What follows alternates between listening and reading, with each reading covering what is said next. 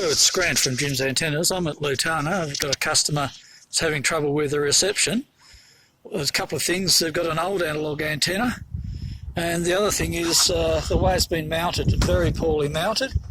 If I grab hold of the bar, I can just twist this around, and that's what's been happening. It's just been twisting around in the breeze, and you can see what's happening down there. I can just twist that pole.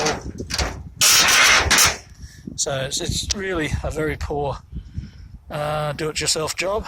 And what I've done instead, I've put on a digital antenna, pointed it to Mount Wellington, and I've used what's called a tripod mount. There's silicon, oversized screws, and I've attached it directly to a timber rafter in the roof. So that's not going anywhere. Okay then, bye for now.